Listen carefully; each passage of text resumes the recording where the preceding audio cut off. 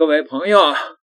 我常说啊，人类的歷史就是一个輪迴，不同的年代拿着相同的劇本，為什麼呢？因為人性從未改變過，所以現在呢，局勢對美國那是相當的不利啊。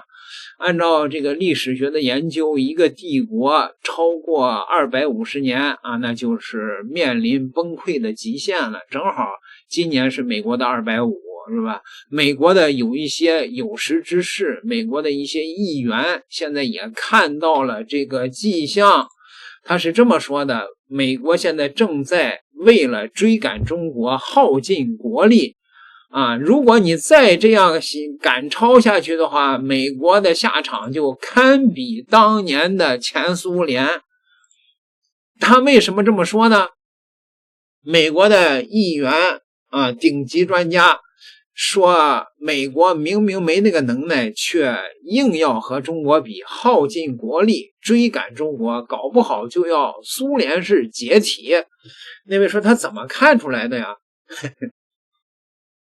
當年里根為了拖垮前蘇聯，不是整了一個什麼星球大戰的計劃嗎？啊，而解放軍呢，人家只用一個6代機就堪比當年的星球大戰計劃，美國就要垮了。美軍為了追趕解放軍，狂砸萬億美元造6代機啊，他肯定會成為壓死駱駝的最後一根稻草。美國最近可謂是紅了眼了吧？4月21號，五角大樓公布了2027財年的軍費預算，竟然整整要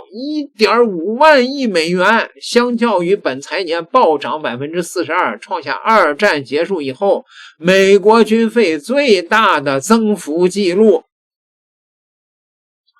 美軍要這麼多錢幹嘛呢？五角大樓也不藏着掖着，直截了當的說，要大踏步的研發生產新式武器裝備，來保持對中國的領先地位。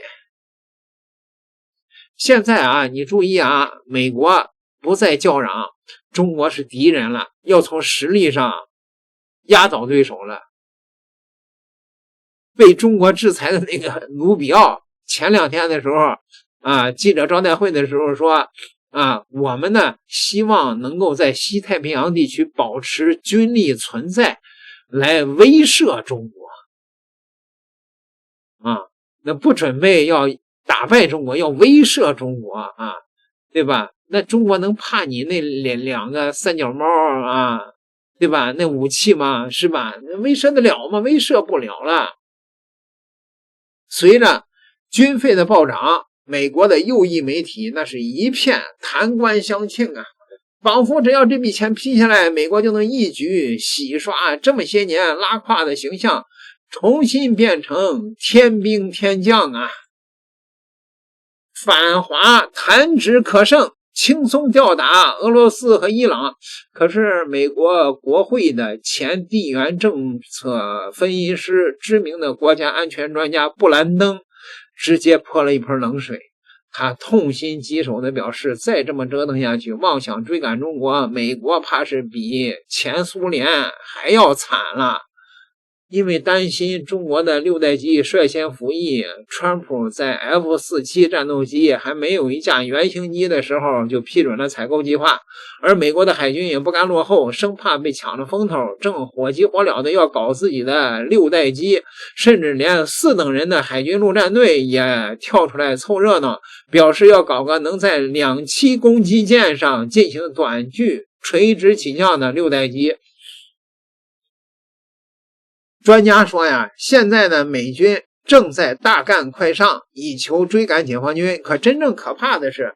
不是在某個細分領域落後於解放軍，而是美軍為了保持領先地位，投入了海量的資源，最終導致美國的國力被拖垮，整個國家陷入破產之中。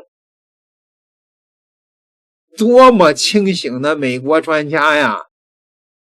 這是真正的專家，可不是那些拉磚的專家。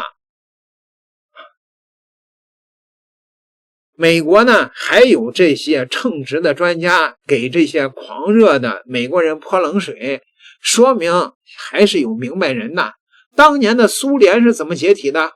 一個極其重要的原因就是被美國拖進了毫無底線的軍備競賽當中。當年的美國搞什麼，蘇聯就跟着搞什麼，美國造多少核彈，蘇聯就得造多少。後來呢，美國看穿了蘇聯的戰略，於是里根政府乾脆搞了個星球大戰計劃，吹噓美國搞了什麼衛星防禦系統、外太空打擊系統之類的科幻武器。但實際上呢，美国卻根本沒有真的為這些項目投入多少資源，反倒是蘇聯信以為真，投入了大量的資金去搞這些當時科技水平完全達不到的項目，最終导致經濟進一步惡化，成了解體崩溃的導火索之一。這可真是30年河東，30年河西呀！今天的美國活脫脫就是當年那個被軍備競賽沖昏了頭腦的蘇聯吶！看着中國現在搞出了6代機，美國人便急火攻心，也開始大幹快上，絕不能把帝國的面子給丟了。再加上空軍、海軍和陸戰隊之間的矛盾影響，美軍竟然要一口氣兒搞3款6代機，真想一步到位，徹底趕超解放軍吶！問題是，如果說當年的蘇聯好歹還有着龐大且強悍的重工業基礎作為支撐，那現在的美國情況比當年的蘇聯還要糟糕100倍呀！韋切特一针見血地指出，現在的美國根本沒有搞6代機的能力。美國的經濟早就脱实向虛幾十年了，供應鏈殘破不堪，熟練工人大量流失，根本撐不起批量的建造6代機，而且還毫不留情地表示，波音聲稱 F-47 的單價為3億美元，海軍的 FA 單價不超過3億美元，這顯然是騙人。現在一架 F-35 Block 4的價格都來到了 1.72 億美元，更加先進、更加複雜的6代機怎麼可能只有2-3億美元呢？這不是在騙鬼嗎？更諷刺的是，美軍現在連維持現有的5代機的機隊都已經是捉襟見肘了。美國政府問責局早就指出， F-35 的 Block 4升級計劃已經比預期超支了整整60億美元，進度更是嚴重的拖延了至少5年。一个 F-35 的坑到现在都填不滿啊！現在新生產出的這個 F-35 竟然還掛着槓鈴片不裝雷達，因為中國制裁了，沒有稀土造不了雷達。五角大樓居然妄想同時打造3款6代機，只能說是想法是好的，畢竟夢裡邊什麼都有啊。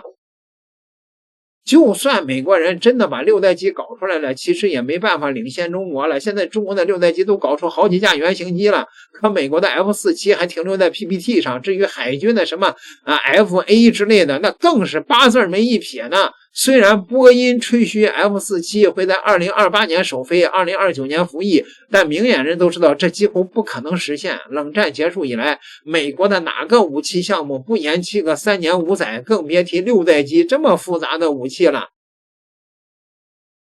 眾議員威特曼甚至認為，這些6代機能在2030年代末期服役就已經很不錯了。而那時中國的6代機早就大規模的服役了，美國根本無法實現領先，所以美國的專家才跑出來大聲疾呼，美國還是別想着對標中國，別想着維持全方位領先了，咱們有多大肚子端多大飯碗，要是沒有金剛鑽卻硬攬瓷器活，那結果將會是非常非常非常糟糕。可是呢，專家注定是叫不醒美國決策層的。現在美國的政客、五角大樓的將領和軍工複合體早就形成了盤根錯節、吸血蝕骨的利益共生關係。美國政府不批預算，不維持領先，不大搞6代機項目啊，那這些軍火公司怎麼賺錢啊？他們賺不到錢，股價怎麼能漲？股價不漲，華爾街還會支持這些政客嗎？說這就使得美國整個的決策層向上到總統下到議員都不會真正的從美国的综合国力的角度上去思考問題，去考慮美軍到底需要什麼武器，到底能夠承擔哪些的武器裝備，而是什麼東西威風就搞什麼，什麼東西聽起來厲害就搞什麼，什麼東西賺錢就搞什麼，解放軍有什麼美軍就搞什麼。這種極度低效、充滿着腐敗和浪費的軍工體系，一袋螺栓9萬美元，正在瘋狂地吞噬美國最後的國力。為了維護搖搖欲墜的全球霸權，美國正在不惜一切代價透支未來。如果美國還意識不到這一點，還要繼續在錯誤的道路上狂奔，那就必然会被自己龐大且貪婪的軍工體系徹底的給拖死，就猶如那個前蘇聯走的道路是一模一樣的，對嗎各位？這可不是我說的啊，這是美國的這位頂尖的智庫專家說的。点個訂閱，咱們下一期再聊。